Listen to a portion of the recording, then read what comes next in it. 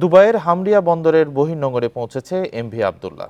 Somalia জলদস্যুদের কবল থেকে মুক্ত হওয়ার 7 দিন পর জাহাজটি রোববার বিকেলে 4টায় দুবাই পৌঁছায়। এখানে জাহাজটিতে থাকা 55,000 টন কয়লা খালাস করা হবে। এ বিষয়ে আরো জানাতে চট্টগ্রাম থেকে যুক্ত হচ্ছেন সহকর্মী আহসান রিটন।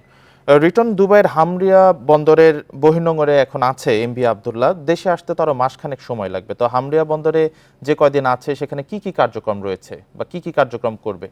বিকাশে কম খরচে ক্যাশ আউটের লিমিট বেড়ে 50,000, প্রিয় এজেন্টও 2টা।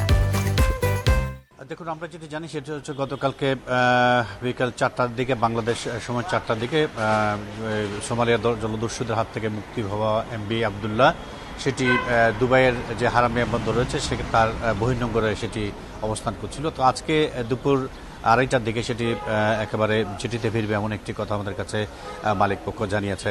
আমরা একটি ন্যাশনাল মালিক পক্ষের সাথে কথা বলেছি। তারা বলছেন যে জাহাজটি এখানে ভেড়ার পর, অর্থাৎ জেটিতে ভেড়ার পর সেখানে যে কয়লা রয়েছে সেগুলো খালাস করা হবে এবং পাশাপাশি সেখানে যে 23 জন নাবিক রয়েছেন তাদেরকে অনেকটাই তারা ফ্রি করে দেবেন, অর্থাৎ যেভাবে দেশে ফিরতে চান সেই অনুমতিটুকু তাদেরকে দেয়া হবে। এবং ইতিমধ্যে তারা আসলে আমাদেরকে নিশ্চিত করেছেন যে 2 জন ছাড়া বাকি সবাই যে জাহাজ দুবাই থেকে আবার বাংলাদেশে আসবে সেই জাহাজেই অবস্থান করবেন এবং বাকি 2 জন তারা আকাশপথে চট্টগ্রামে ফেরার কথা রয়েছে, বাংলাদেশে ফেরার কথা রয়েছে।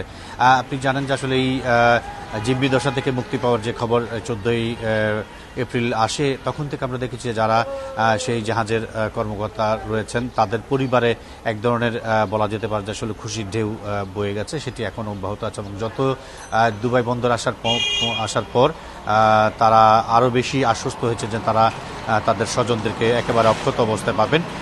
এটি নিয়ে আমরা আসলে যারা সেখানে জাহাজে রয়েছেন তাদের সাথে কথা বলেছি। তারাও বলছেন যে আসলে অনেকটা নির্বিঘ্নে তারা এখন দুবাই বন্দরের দিকে রওনা হচ্ছেন এবং ধারণা করছেন যে খুব দ্রুত সময়ের মধ্যে তারা দুবাই বন্দরে পৌঁছাতে পারবেন। তারপর যে পণ্য খালাস যে বিষয় সেটি করবেন।